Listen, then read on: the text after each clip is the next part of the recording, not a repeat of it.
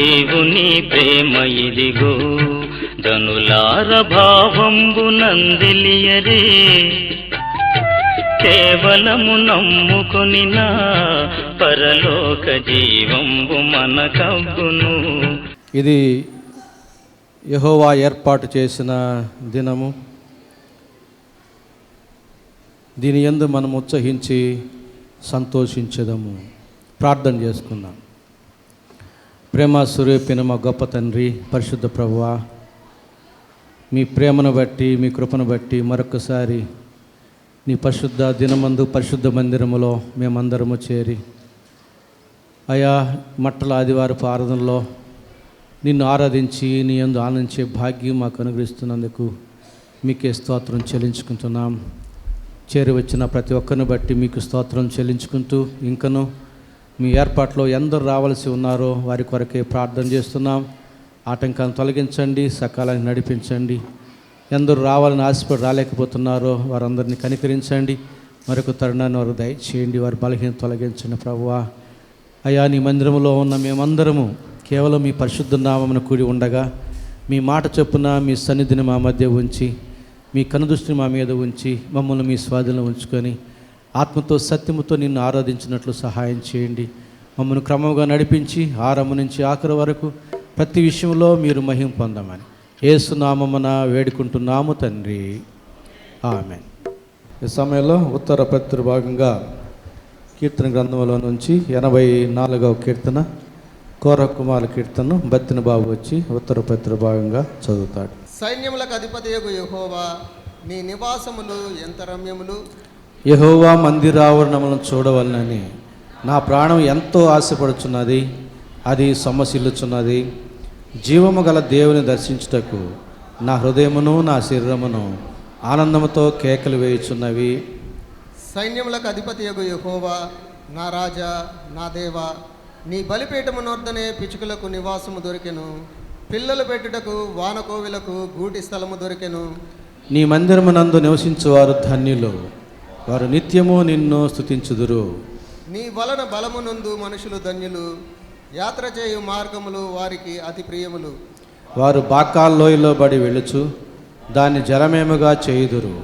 తొలకరి వాన దానిని దీవులతో కప్పును. వారు నానాటికి బలాభివృద్ధి నొందుచు ప్రయాణము చేయుదురు. వారిలో ప్రతి వాడును సియోనులో దేవుని సన్నిధిని కనపడును. యెహోవా సైన్యములకు అధిపతి వగు దేవా, నా ప్రార్థన ఆలకింపుము. యాకోబు దేవా, చెవియొగ్గుము. దేవా, మా కేడెమా, దృష్టించుము. నీవు అభిషేకించిన వాని ముఖమును లక్షింపుము.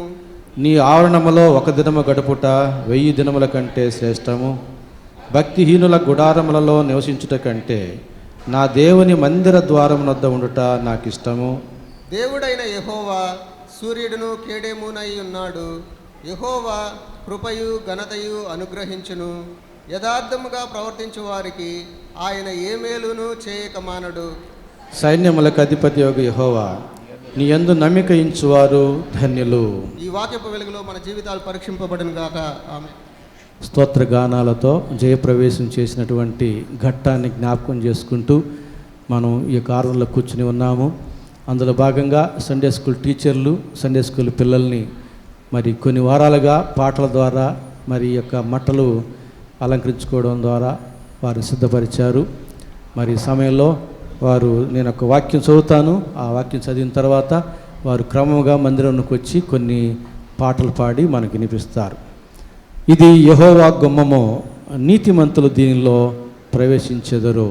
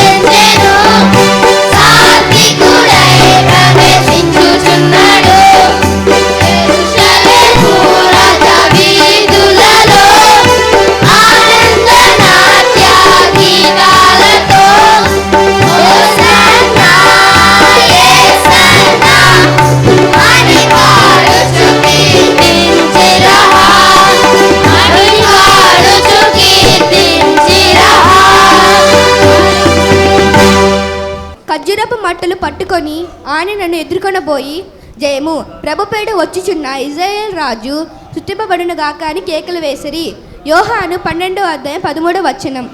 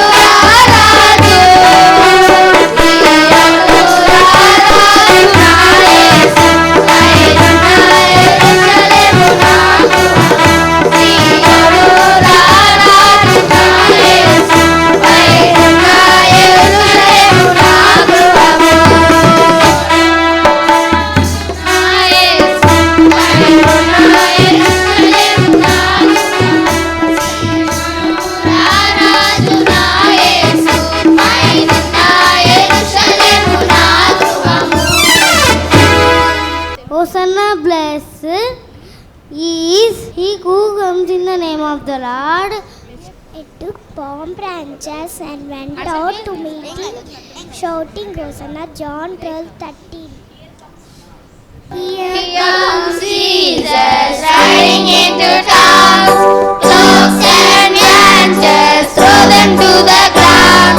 Praise and glory, everybody sing. Sing Hosanna, Hosanna to the King. Blessed is who comes our way. He brings a new and brighter day. The poor are saved, the blind can see, the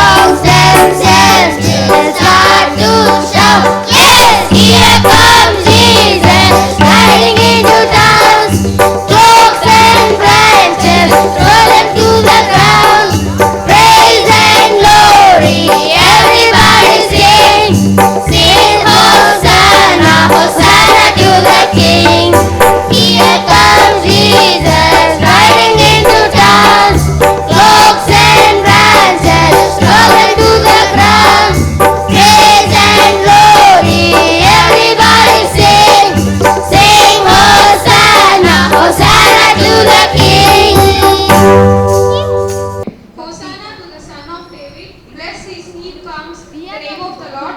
Hosanna in the highest heaven. Matthew 21 verse 9. Say to the daughter of Zion, see your king comes to you, gentle and riding on a donkey, on a colt of a foal of a donkey. Matthew 21 verses 5.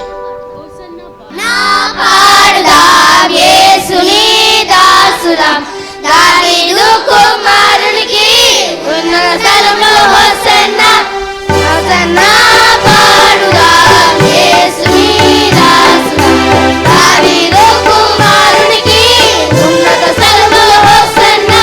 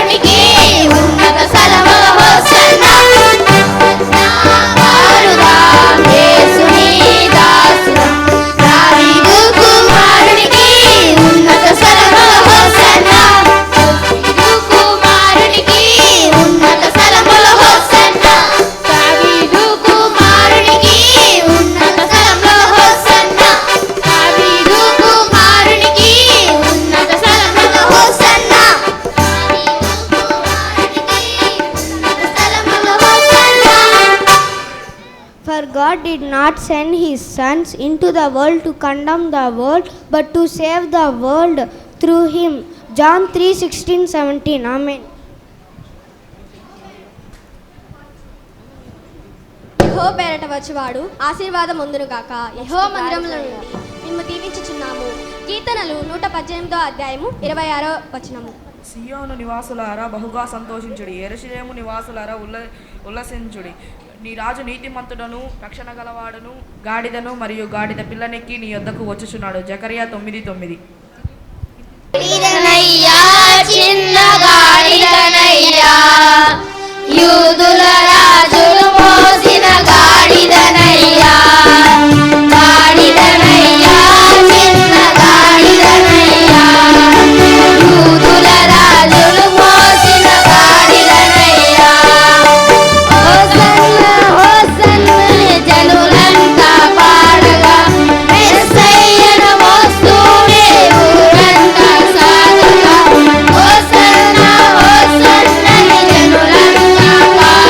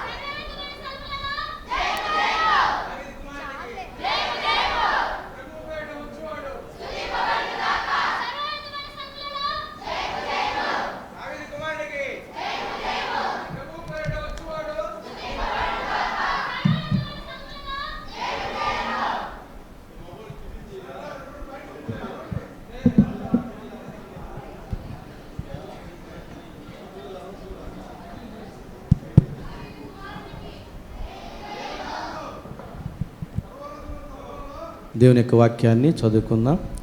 అరుణ విజయశేఖర్ గారు దేవుని వాక్యం చదువుతుండగా దయచేసి సంఘం నిలుచుండాలని మనం చేస్తున్నాను.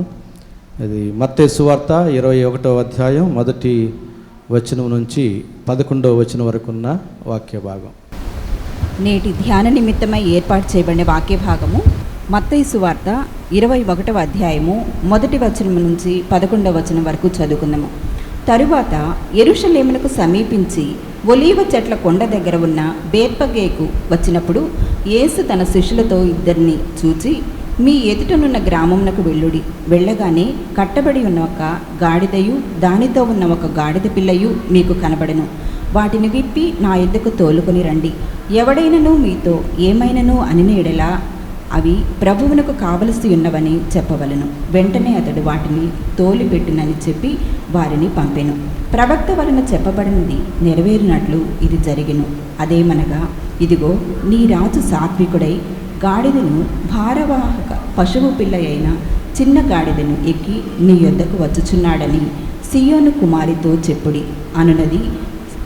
శిష్యులు వెళ్ళి యేసు తమకు ఆజ్ఞాపించిన ప్రకారము చేసి ఆ గాడిదను దాని పిల్లను తోలుకొని వచ్చి వాటి మీద తమ బట్టలు వేయగా ఆయన బట్టల మీద కూర్చుండెను. జన సమూహములోను అనేకులు తమ బట్టలు దారి పొడుగునా పరచిరి. కొందరు చెట్ల కొమ్మలు నరికి దారి పొడుగునా పరచిరి. జన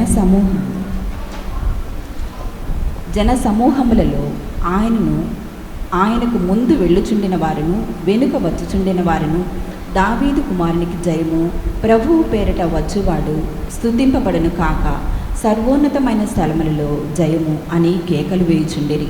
ఆయన యెరూషలేములోనికి వచ్చినప్పుడు పట్టణమంతయు ఈయన ఎవరు అని కలవరపడెను.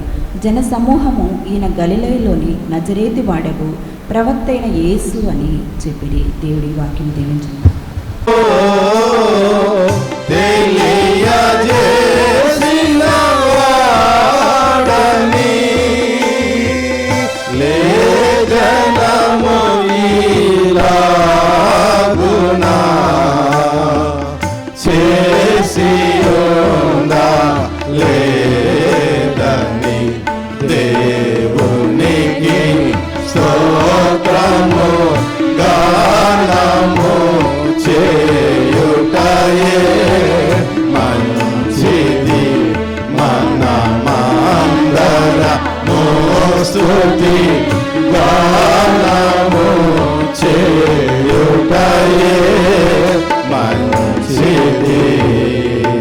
మన ప్రభువైన యేసుక్రీస్తు నామములో మీకు అందరికీ శుభములు తెలియజేస్తూ ఈ మట్టల ఆదివారపు ఆరాధన కొరకై మిమ్మల్ని ఆహ్వానిస్తూ ఉన్నాను ప్రేమతో.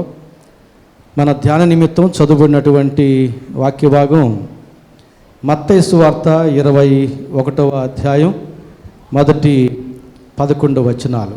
మీరు గమనించుంటారు, ఈ మధ్య నేను కొన్ని వారాలుగా మత్తయి సువార్తనే క్రమముగా ధ్యానం చేస్తూ వచ్చాను. కాబట్టి ఇప్పుడు 21వ అధ్యాయంలోని యేసు ప్రభు సిలువ మరణానికి ముందుగా గాడిద మీద అధిరోహితుడై, సియోను రాజుగా సాత్వికుడై యెరూషలేములో జయప్రవేశం చేసిన సందర్భాన్ని పురస్కరించుకొని సండే స్కూల్ పిల్లలు చక్కగా మన ముందు పాటలు పాడి వాక్యాలు వినిపించారు.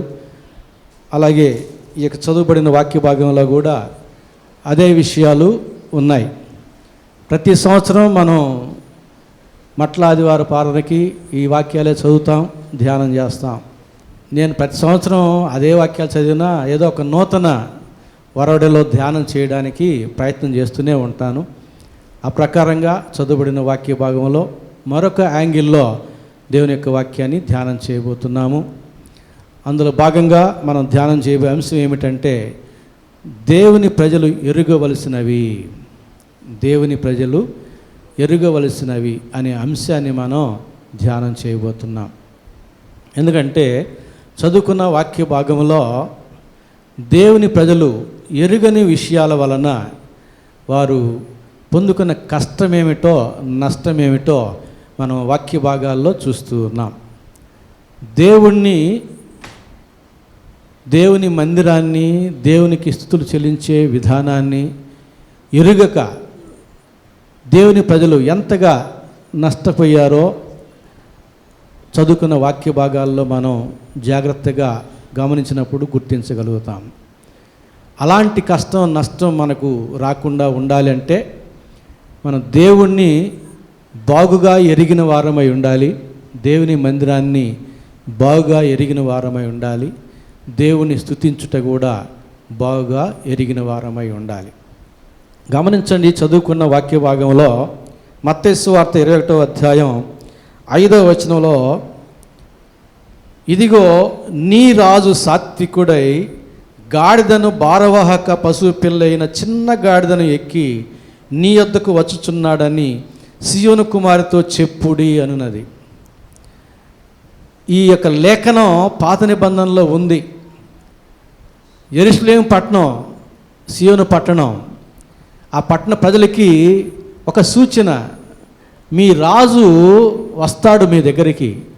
ఎట్లా వస్తాడంటే సాత్వికుడై గాడిద పిల్లను ఎక్కి వస్తాడు. ఈ యొక్క సూచన ఉన్నప్పుడు ఏం చేయాలి? వీళ్ళు ఎదురు చూస్తూ ఉండాలి. యెరూషలేముకి యాత్రికులేమి, పండగలకు సంబంధించినటువంటి వారేమి, వ్యాపారాలకు సంబంధించిన వారేమి, ఆయా రకాలుగా వచ్చేవాళ్ళు ఉంటారు. వచ్చే వాళ్ళని పరిశీలనగా చూడాలి. వాక్య భాగం ఇట్లా ఉంది కదా, మన రాజు వచ్చే వేళ అయింది కదా, గాడిద పిల్ల మీద ఎవరు వస్తారో, వారిలో ఎవరు మన రాజో పరిశీలించుదాం అనేటటువంటి అన్వేషణ వారికి ఉండాలి. లేదు, వారేం చేయడం లే. మామూలుగా ఎవరైనా వస్తే గాడిద మీద వస్తారు కానీ గాడిద పిల్ల మీద రారు. ఎవరైనా బరువులు పెట్టినా, ఎవరైనా కూర్చున్నా గాడిద మీద వస్తారు కానీ గాడిద పిల్ల మీద రారు. ఇక్కడ ప్రత్యేకంగా యేసు ప్రభువును గుర్తుపట్టడానికి ఈ సూచన ఇచ్చాడు, గాడిద పిల్ల మీద. అందుకని వారు గాడిదను దాని పిల్లను దొలుకుని వస్తే ప్రభు దాని పిల్ల మీద కూర్చున్నాడు. అది వరకు అలవరచబడిన గాడిద కాదు, ట్రైనింగ్ ఏమీ లేదు దానికి. ఈ సూచన ఇచ్చాడు. ఆ లేఖనం ప్రకారంగా ప్రభువు అధిరోహుడై గాడిద పిల్ల మీద కూర్చొని యెరూషలేముకి వస్తూ ఉంటే వారికి అది తెలియలేదు. మీరు చూడండి 10-11 వచనాలు. ఆయన యెరూషలేములోనికి వచ్చినప్పుడు పట్టణమంతయు ఈయన ఎవరో అని కలవరపడెను. తెలియలే. 11వ వచనం, జనసమూహము ఈయన గలిలయలోని నజరేతువాడుగు ప్రవక్త అయిన యేసు అని చెప్పిరి. జనసమూహంకైనా పర్వాలే, కొంతవరకు కొంత. మన రాజు అని చెప్పడంలే, లేక మీ రాజు అని చెప్పడంలే, గలిలయలోని నజరేతువాడుగు యేసు అనే ప్రవక్త అని చెబుతున్నారు. కొంతలో కొంతవరకు మేలే. కానీ యెరూషలేము పట్టణస్థులకి అయితే అది కూడా తెలియదు, ఈయన ఎవరో. కారణం ఏమిటి? వారి రాజు కొరకు వారు పరిశీలనగా వెతకడం లేదు, కనుగొనడానికి ప్రయత్నం చేయడం లేదు. గాడిదల మీద వచ్చేవాళ్ళంతా ఈ ద్వారం గుండా రావాలి అని చెప్పి ఆ ద్వారం దగ్గర పరిశీలన చేయడానికి రాత్రింబగళ్ళు కొంతమంది ఏర్పాటు చేసుకొని గాడిద పిల్ల మీద వారిని పరిశీలించి వారిలో తమ రాజు ఎవరో గుర్తించేటటువంటి ఏర్పాట్లు చేసుకుంటే వారు యేసుప్రభువును గుర్తించేవారు, ఆహ్వానించేవారు, ఆరాధించేవారు, ఆశీర్వదించబడేవారు. ఆ ఏర్పాట్లు లేవు. నమ్మకమైతే ఉంది వస్తాడు అని. ఆ వచ్చేవారిలో ఎవరో మనకెందుకులే అన్నట్టుగా వారు నిర్లక్ష్యంగా ఉంటూ ఉన్నారు. యేసు ప్రభువు యెరూషలేములో తనకి ఏమి సంభవించునో ఎరిగిన వాడై ఉండి గంభీరమైన వదనముతో అది వరకు పాదచారుడై వెళ్ళినటువంటి సందర్భాలు ఉన్నాయి. ఇప్పుడు మాత్రం లేఖనాన్ని ఎరిగిన వాడై తన పట్ల లేఖనం నెరవేర్చబడాలి అనే ఉద్దేశంతో శిష్యుల్ని పంపించి గాడిద పిల్లను విడిపించి తీసుకుని రమ్మంటే తీసుకొచ్చారు. గాడిద పిల్ల మీద యేసు ప్రభు, వారు బట్టలు భరిస్తే గాడిద పిల్ల మీద యేసు ప్రభు కూర్చున్నాడు. ఎందుకంటే లేఖనం ప్రకారంగా దేంట్లో రావాలి? భారవాహక పశువు పిల్ల అయిన చిన్న గాడిదను ఎక్కి, చిన్న గాడిదను. అందుకని కొన్ని సువార్తల్లో ఒక గాడిద అంటాడు, ఇంకో సువార్తల్లో 2 గాడిదలు అంటాడు. అక్కడ ఒక గాడిదన్నా, ఇక్కడ 2 గాడిదలన్నా, అక్కడ చెప్పబడిన ఒక గాడిద పిల్ల, ఇక్కడ చెప్పబడినటువంటి గాడిద పిల్ల, తల్లి బిడ్డ అన్నమాట. ఈ చిన్న గాడిదకి ట్రైనింగ్ లేదు, అసలే గాడిద మాట వినదు. గాడిద మాట వింటుందా? గాడిద? ఎవరైనా గాడిదను సాక్కున్నారా ఇంట్లో? మీ మాట వినిందా? గాడిద లాంటి బిడ్డను సాక్కుంటాం మనం. గాడిదను సాక్కోగా, ఎందుకంటే అది వినదు అసలు, దాని స్వభావం అలాంటిది. అలాంటి దానికి అలవాటు చేయలే, అభ్యాసం చేయలే, ట్రైనింగ్ ఇవ్వలే. ఇక అలాంటి గాడిద పిల్ల ప్రభు దాని మీద కూర్చుంటే అది తిన్నగా ఎట్లా పోతుంది? అందులో జనసమూహం మట్టలు పరుస్తున్నారు, బట్టలు పరుస్తున్నారు, జై జై ధ్వానాలు చేస్తున్నారు. ట్రైనింగ్ ఇచ్చినటువంటి గుర్రం కూడా అదరుతుంది, బెదరుతుంది. మనం అప్పుడప్పుడు పేపర్లో చూస్తూ ఉంటాం, ఉత్సవాలప్పుడు ఏనుగు బెదిరింది, గుర్రం బెదిరింది, ఇట్లాంటి విషయాలు. బాగా ట్రైనింగ్ ఉన్నవి కూడా జనసమూహం యొక్క కేకల మధ్య బెదిరిపోతాయి. కానీ గాడిద పిల్ల బెదిరిపోకుండా, ప్రభువుని ఇబ్బంది పెట్టకుండా తిన్నగా యెరూషలేముకి వెళ్ళడం అనేది గొప్ప విషయం, ఆశ్చర్యకార్యం. బహుశా అది తల్లిని వెంబడిస్తూ ఉండవచ్చు. దాని తల్లి దానికి ముందుగా, అమ్మ నువ్వు భయపడవద్దు, నా వెంబడిరా, నేను ముందు వెళ్తుంటానని చెప్పని ఆ తల్లి ముందు నడుస్తూ ఉంటే తల్లి గాడిద దాని వెనకాల ఇంకా పిల్లగాడిద ఖచ్చితంగా తల్లి గాడిదని అనుసరిస్తుంది. కేకలు వేసుకున్నా, మనుషులు ఆర్భాటం చేసినా, మట్టలు పరిచినా, ఆ మట్టలకి ముళ్ళుండి తన కాళ్ళకు గుచ్చుకుంటున్నా తల్లి ఎటు పోతే అటే పోతుంది. ఆ రీతిగా వెళ్తూ ఉండవచ్చు. జై జై ధ్వానాలు చేస్తున్నారు యెరూషలేముకి. యేసు ప్రభు తెలుసు, ఇప్పుడు నాకు జై జై ధ్వానాలు చేసిన ఈ కేకలే సిలువేయుడి సిలువేయుడి అనే కేకలు కూడా వేస్తాయి అని. లోన మరణ భయం, భయకంపితుడై, ఆయన సాత్వికుడై, దీనుడై, రాజుగా ఉండి, రాజు గుర్రం మీద కానీ, రాజు అధిరోహించి గాడిద మీద కానీ వెళ్ళకుండా ఒక సామాన్యమైన, ఒక సాధారణమైనటువంటి గాడిద పిల్ల మీద కూర్చుని ఆయన యెరూషలేం పట్టణానికి వెళుతూ ఉంటే ఈ యెరూషలేం పట్టణస్థులు ఏమంటున్నారు? ఎవరు ఈయన? ఆయన ఎరుగని వారై ఉన్నారు, ఆయన కనుగొనని వారై ఉన్నారు. ఇదిగో నీ రాజు సాత్వికుడై గాడిద పిల్ల మీద వస్తున్నాడని సీయోనుతో చెప్పుడి. అదే జరుగుతూ ఉంది ఇక్కడ. వీళ్ళకి మనసులో లేదా లేఖనం, వీళ్ళకి ఆ అన్వేషణ అనేది లేదు, తమ రాజుని కనుగొనాలన్న ఆశ లేదు గనక ఎవరో ఈయన.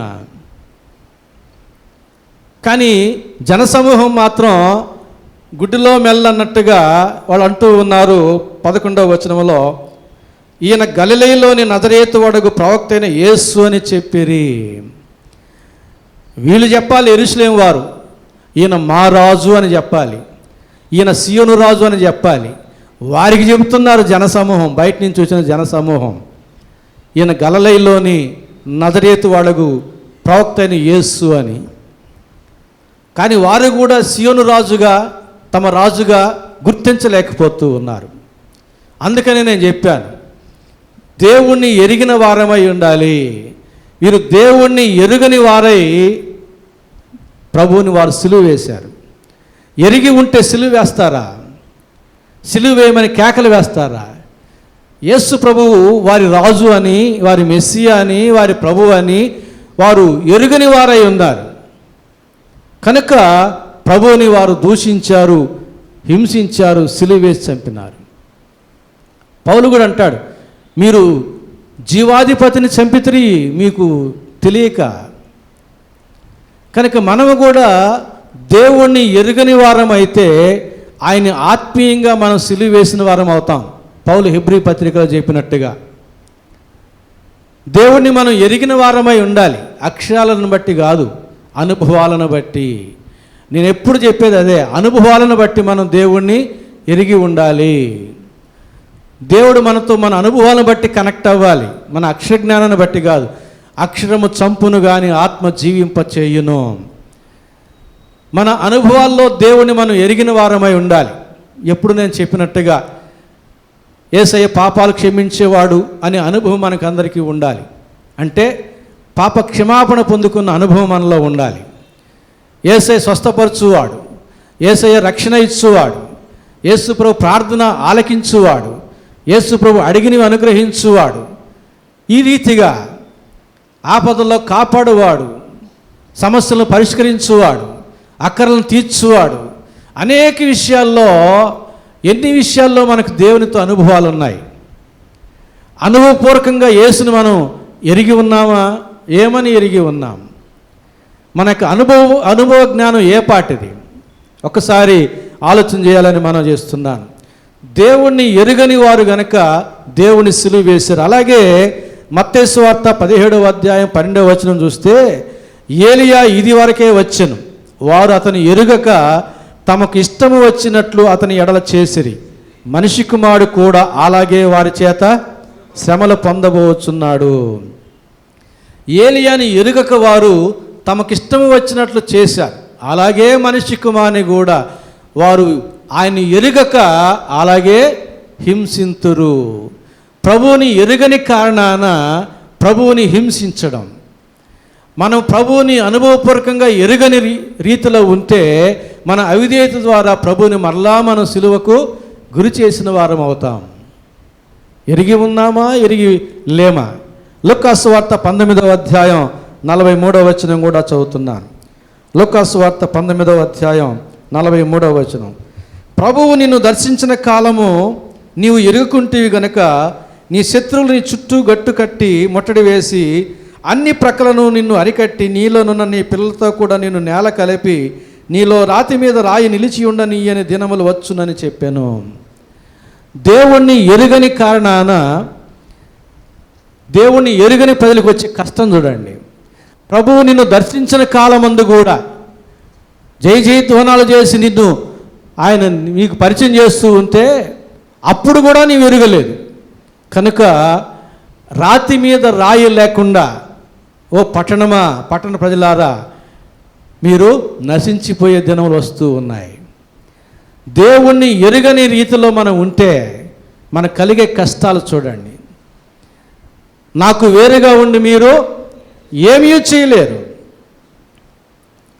దేవుణ్ణి ఎరుగకుండా దేవుని ప్రజలమనే పేరు పెట్టుకుని ఉండి కూడా మనం పొందుకునే మేలేమీ లేదు.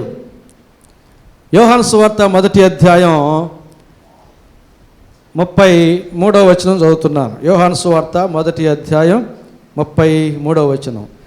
నేను ఆయనను ఎరుగనైతిని గాని, బాప్తిసం ఇచ్చి యోహాను చెబుతున్నాడు, నేను ఆయనను ఎరుగనైతిని గాని నీళ్లలో బాప్తిసం ఇచ్చుటకు నన్ను పంపినవాడు నీవెవని మీద ఆత్మ దిగి వచ్చి నిలుచుట చూతువో ఆయనే పరిశుద్ధాత్మలో బాప్తిసం ఇచ్చువాడని నాతో చెప్పాను. ఈయనే దేవుని కుమారుడని నేను తెలుసుకుని సాక్ష్యం ఇచ్చి తిన. నేను దేవుడు యోహానికి చెప్పాడయ్యా, నువ్వు బాప్తిసం ఇస్తూ ఉండు, వాళ్ళలో ఎవరి మీద పరిశుద్ధాత్మ దేవుడు పావురమలే వచ్చి వాడుట చూస్తావో ఆయనే దేవుని కుమారుడు అని నీవు సాక్ష్యం ఇవ్వాలి అన్నాడు. ఇక అప్పటి నుంచి యోర్దాను నదిలో యోహాను బాప్తిసం ఇస్తూనే ఉన్నాడు. బాప్తిసం ఇచ్చేది, చూసేది, పరిశుద్ధాత్మ పావురమలే వాని మీద వస్తుందా లేదా అని. ఏమీ ఇసుగు లేకుండా చూస్తూనే ఉన్నాడు. ఒకరోజు వచ్చింది, యేసుప్రభు బాప్తిసం ఇచ్చాడు. ఒడ్డు మీదకి వెళ్ళగానే యేసుప్రభు మీద పరిశుద్ధాత్మ దేవుడు పావురమలే వచ్చి వాలినాడు.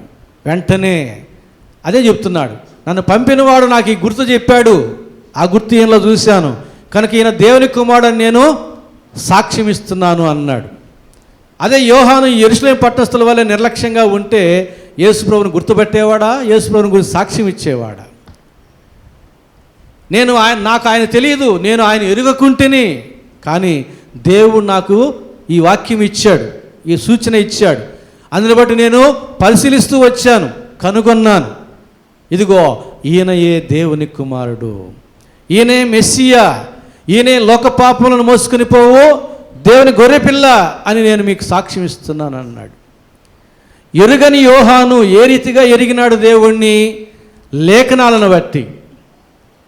అలాగే ఎరుగని యెరూషలేము వాసులు లేఖనం ఉంది, యోహాను వల్లే వారు పరిశీలన చేయడం లేదు కనుగొనడానికి. యేసుని కనుగొనడానికి వారు ఏమీ ప్రయత్నం చేయడం లేదు గనక ప్రభువు నిన్ను దర్శించిన కాలమందు నీవు ఎరుగుకుంటివి గనక నీ కనులు మూసుకుని ఉంటివి గనుక రాతి మీద రాయి లేకుండా నిన్ను, ఆ దినములు వస్తున్నాయి, ఆ దుర్దినాలు వస్తూ ఉన్నాయి అని లేఖనంలో దేవుడు చెబుతూ ఉన్నాడు. ప్రభునందు ప్రియులారా, దేవుణ్ణి మనం అనుభవపూర్వకంగా ఎరుగని వారముగా ఉంటే ఇంకా కూడా రాబోయేది దుర్దినాలే కానీ మంచి దినాలు కాదు. కనుక దేవునితో మనం మన పేర్లను బట్టి, మన చర్చి హాజరుని బట్టి కాదు, మన అనుభవాన్ని బట్టి కనెక్ట్ అవ్వాలి దేవునితో. యేసు ప్రభుతో మనం కనెక్ట్ అయి ఉండాలి. ఏ రీతిగా ప్రార్థనా జీవితం ద్వారా కాదు, చర్చికి వచ్చి హాజరు వల్ల కాదు, మనకు మంచి క్రిస్టియన్ పేర్లు పెట్టుకోవడం వల్ల కాదు, మన చేతిలో ఉన్న బైబిల్ చూపడం వల్ల కాదు. దేని వలన? మన ప్రార్థన వలన దేవునితో మనం కనెక్ట్ అయ్యి ఉండాలి. యేసు ప్రభుతో నీకు సంబంధం కలిగి ఉండాలి. ఆ రిలేషన్ అనేది మనలో ఉండాలి. ప్రభుతో, ప్రభు సహవాసంలో మనం చేరిన వారమై ఉండాలి. ప్రభు మందలో ఉన్న గొర్రెల వల్లే ఉండాలి. అట్టివారు దేవుణ్ణి ఎరిగిన వారే, అట్టివారు దేవుని చేత దీవించబడెదరు. సమయం లేదు కనుక నేను మరొక పాయింట్కి వెళుతున్నాను. యేసు ప్రభు యెరూషలేము పట్టణానికి జయప్రదర్శనం చేశాడు, కానీ వారికి లేఖనం ముందుగానే సూచన చెప్పాడు. ఇదిగో నీ రాజు సాత్వికుడై గాడిద మీద వస్తాడు. అన్వేషిస్తూ ఉంటే, వెతుకుతూ ఉంటే ఒకనాడు నీవు కనుగొంటావు. వీరికి అన్వేషణ లేదు, కనుగొనాలన్న ఆశ లేదు, కనులు మూసుకుని ఉన్నారు. ప్రభువు దర్శించిన కాలంలో కూడా, ఆ దినమందు కూడా. కనుక ఎరుగలేదు కనుక ఏమని చెప్పాడు? ఇక రాతి మీద రాయి లేకుండా నశించిపోతారన్నాడు. అయితే ఆ తర్వాత దేవాలయంలోనికి ప్రవేశించాడు యేసు ప్రభు. 12వ వచనం 13వ వచనం. యేసు దేవాలయంలో ప్రవేశించి క్రయ విక్రయములు చేయవారిని అందరినీ వెళ్ళగొట్టి రోకలు మార్చు వారి బలలను, గోలము వారి పీఠములను పడదోసి నా మందిరము ప్రార్థనా మందిరం అనబడును అని వ్రాయబడి ఉన్నది. అయితే మీరు దాన్ని దొంగల గుహగా చేసేటివారు అనెను. చూసారా? క్రయ విక్రయములు చేయవారు అందరినీ వెళ్ళగొట్టి రోకలు మార్చు వారి బలలను, గువ్వలము వారి బలలను పడదోసినాడు. దేవాలయానికి వచ్చిన తర్వాత చూస్తే నా తండ్రి ఇంటిని కూర్చున్న ఆసక్తి నన్ను భక్షించుచున్నదని లేఖనం నెరవేర్చబడటానికి యేసు ప్రభు దేవాలయంలో చూచినటువంటి ఆ యొక్క క్రయ విక్రయాలు వ్యాపారపు టిల్లుగా మార్చబడి ఉండడం చూసి ఓర్చుకోలేకపోయాడు. నా తండ్రి ఇల్లు ప్రార్థనా మందిరం అని అనబడాలి. ప్రార్థన జరుగుతూ ఉంటే ప్రార్థనా మందిరం అనబడతాది.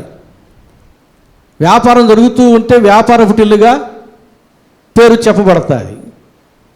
కాబట్టి మీరు ఏం చేశారు? దొంగల గుహగా చేశారు. ఎందుకంటే మీరంతా దొంగలు.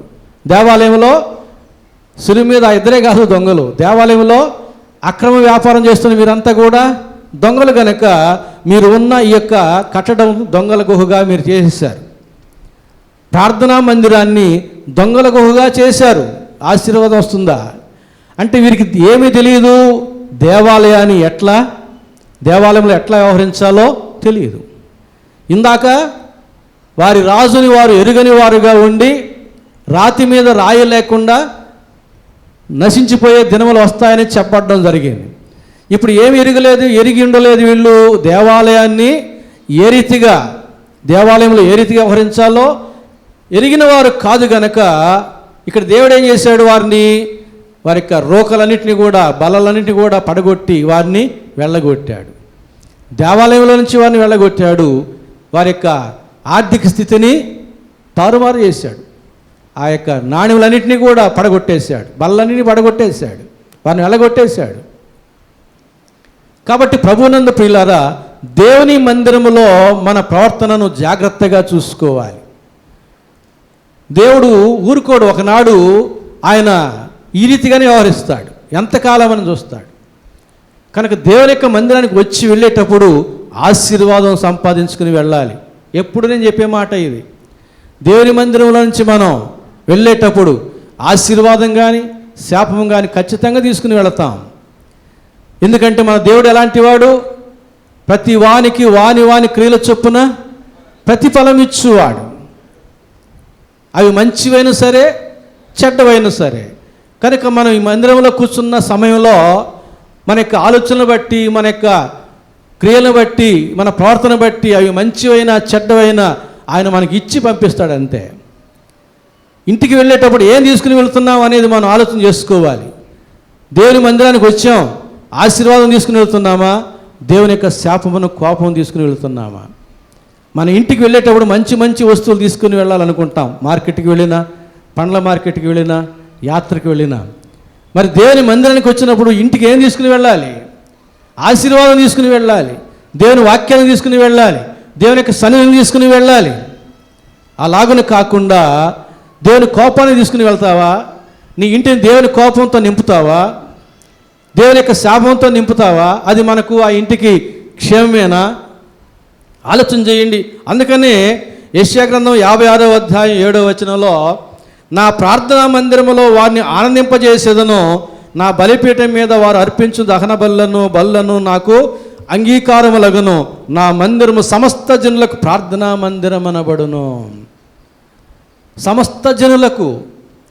నేను ఈ 3 రోజులు సిఎంసిలో ఉన్నానని చెప్పాను కదా, వెళ్ళాం.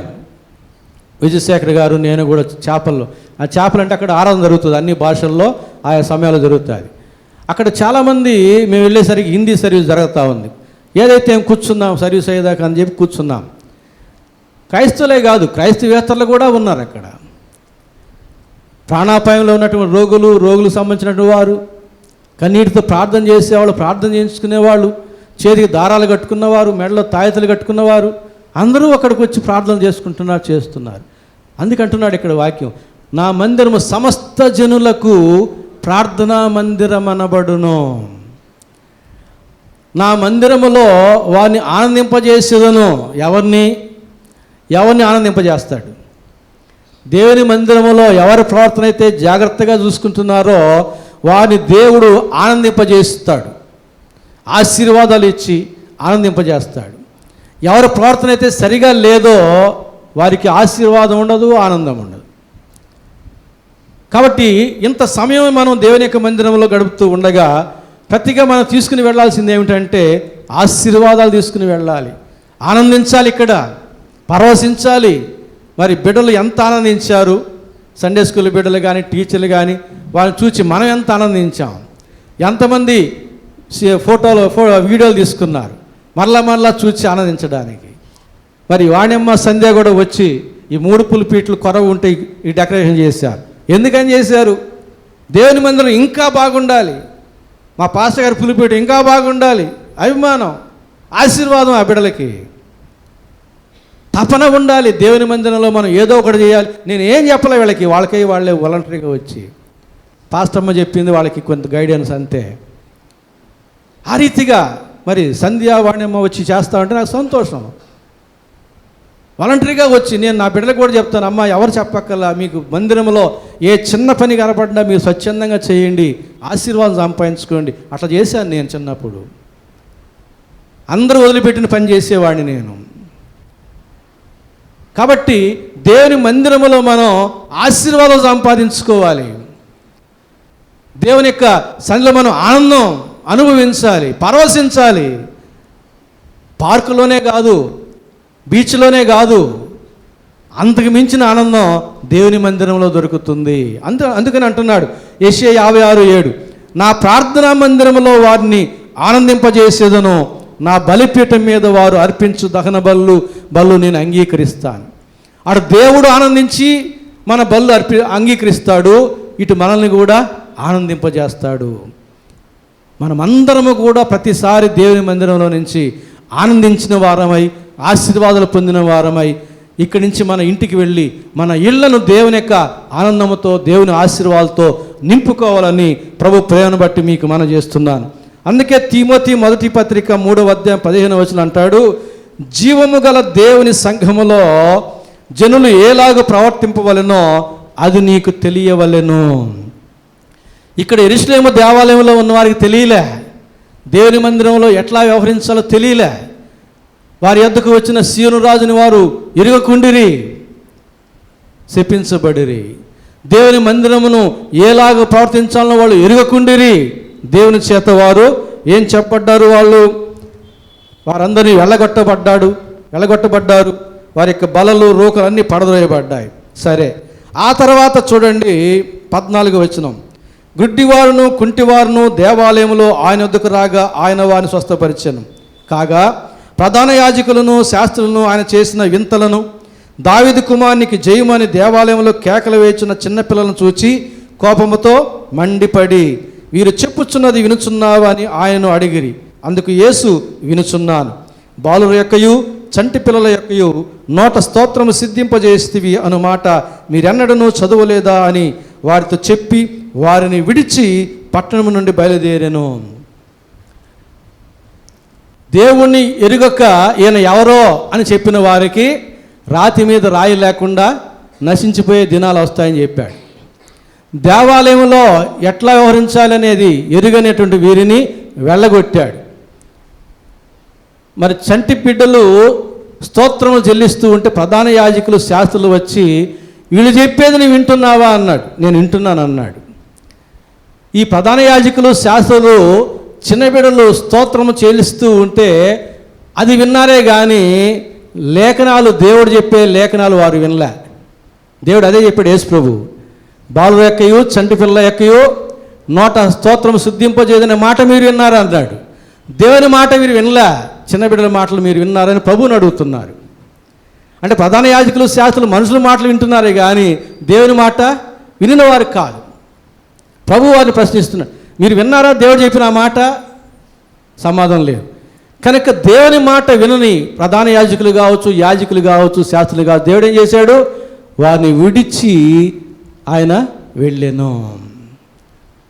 దేవునికి స్తోత్రాలు చెల్లించేది కష్టమా? చిన్న బిడ్డలు స్తోత్రాలు చెల్లిస్తుంటే అది మీకు అసూయగా ఉందా? అంటే ప్రధాన యాజకులు జేజేలు కొట్టలేదని, అందరూ యేసు ప్రభుకే జేజేలు కొడుతున్నారని, ఆయన చేసిన కార్యాలనే ఘనంగా చెప్పుకుంటున్నారని ఒక అసూయతో దేవాలయంలో చెప్పేది నువ్వు విన్నావా? నేను విన్నానయ్యా. మీరు విన్నారా దేవుడు చెప్పే మాట? సమాధానం లేదు. దేవుని మాట వినకుండా మనుషుల మాట వినేటటువంటి వారు ప్రధాన యాజకులు, శాస్త్రులు. అట్టి వారిని దేవుడు విడిచి వెళ్ళాను అనే మాట మనం చూస్తున్నాం. అందుకనే నేను ప్రారంభంలో చెప్పాను, దేవుని ప్రజలు ఎరుగవలసిన విషయాలు అని. మొదట దేవుణ్ణి ఎరిగిన వారుగా ఉండాలి. దేవుణ్ణి ఎరుగని వారుగా యెరూషలేము పట్టణస్థులు ఉన్నారు. ప్రభువు నిన్ను దర్శించిన కాలమందు నీవు ఆయన ఎరుగుకుంటేవి గనుక, నీవు కనులు మూసుకున్నావు గనుక రాతి మీద రాయి లేకుండా పడగొట్టబడే దినాలు వస్తాయి. ప్రపంచమంతా వాళ్ళు చల్లా చెదరైపోయారు. తర్వాత దేవాలయంలో ఏ రీతిగా ఉండాలని ఎరుగని వారు వెళ్ళగొట్టబడ్డారు దేవాలయంలో నుంచి. అలాగే దేవునికి స్తోత్రము చెల్లించుట ఎరిగినటువంటి వీరిని విడిచి యేసు ప్రభు వెళ్ళిపోయినాడు. దేవుని చేత విడిచిపెట్టబడుట బహుభయంకరం.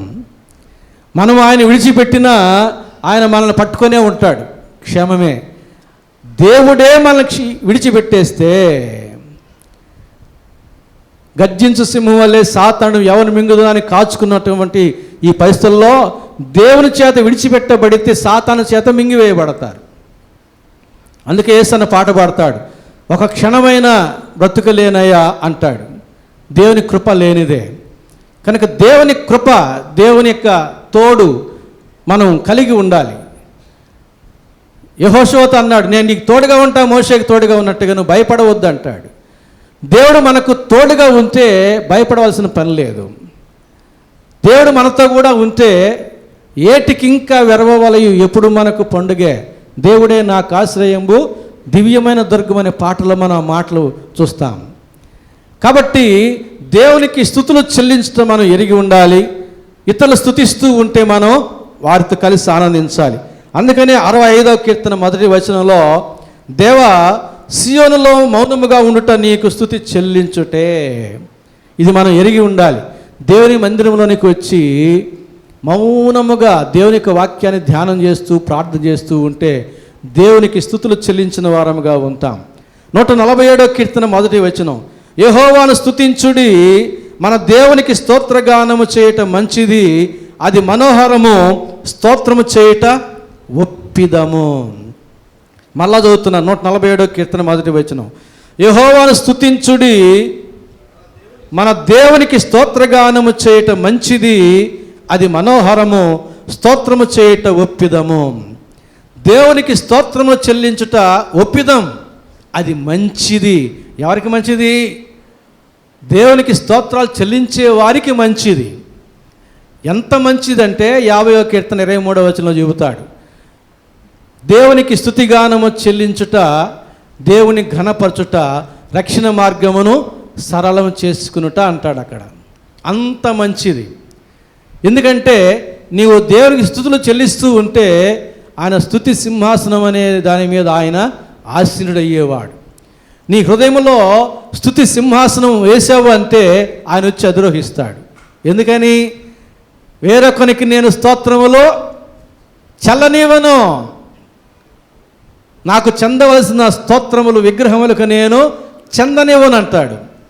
నీ హృదయంలో దేవునికి స్తుతి స్తోత్రాలు అన్ని విషయాలు చెబుతూ ఉంటే అది సింహాసనం ఆకారంలో నీ హృదయంలో మార్పు చెంది ప్రభువుని తీసుకొచ్చి ఆశీనుడిగా చేసేటట్టు పరిస్థితి ఏర్పడతాయి. అంత మంచిది, అంత మనోహరం, అంత ఒప్పిదం దేవునికి స్తుతి చెల్లించుట. అందుకని కీర్తనకారుడు, నా ప్రాణమా, నా అంతరంగములో ఉన్న సమస్తమా ఆయన పరిశుద్ధ నామమును సన్నుతించుము, ఆయన చేసిన ఉపకారముల్లో దేనిని మరొకము అంటాడు. ప్రభునందు ప్రియులారా, దేవుని ప్రజలముగా మనం ఎరగవలసిన ప్రాముఖ్యమైన విషయాలు, దేవుణ్ణి అనుభవపూర్వకంగా ఎరిగి ఉండాలి.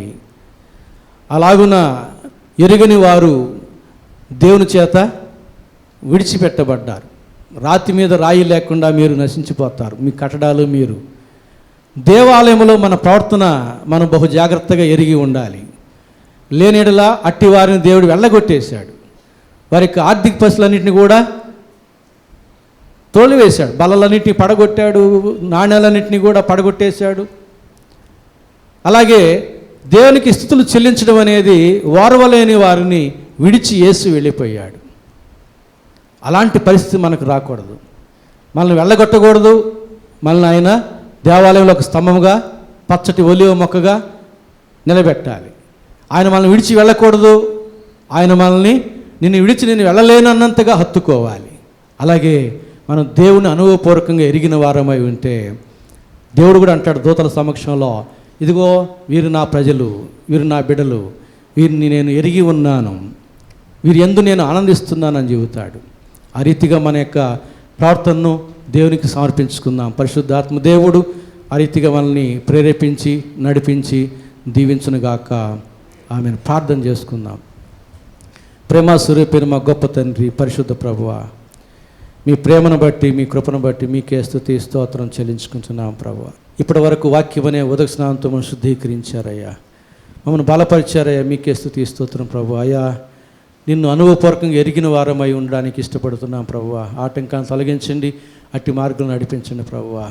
నీ మందిరంలో మా ప్రవర్తన జాగ్రత్తగా నా తండ్రి చూసుకోవడానికి, ప్రవర్తించడానికి ఇష్టపడుతున్నాం ప్రభువా. అజాగ్రత్తతో వ్యవహరించినటువంటి విషయాల్లో క్షమించి ఇక నుంచి ప్రభువా మీ మందిరంలో మా ప్రవర్తన జాగ్రత్తగా నా తండ్రి, మా యొక్క ఆలోచనలు, మా ప్రవర్తన మాకు దీవెనకరంగా ఉండేలాగున ఆశీర్వదించండి. అలాగే ప్రభువా, మీకు స్తుతులు చెల్లించే వారముగాను, మీకు స్తుతులు చెల్లించే వారిని చూసి ఆనందించే వారముగాను అయ్యా మేము కొనసాగాలి. అట్టి కార్యానికి ప్రతిగా మీరు ఇచ్చేటువంటి మేలును మేము పొందుకోవాలి. ఆ ప్రకారంగా మమ్మల్ని, మా కుటుంబాలను, నా ప్రభువా, ప్రపంచంలోని క్రైస్తవ సమాజం అంతటిని, ఇజ్రాయేల్ అందరినీ కూడా ఆ రీతిగా నడిపించి దీవించి మీరు మహిమ పొందమని యేసు నామమున వేడుకుంటున్నాము తండ్రి. ఆమేన్.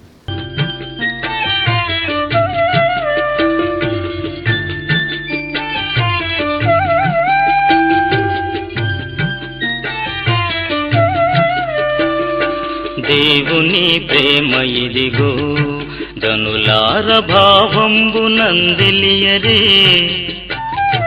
కేవలము నమ్ముకొనినా పరలోక జీవంబు మనకబ్బును, పరలోక జీవంబు మనకబ్బును.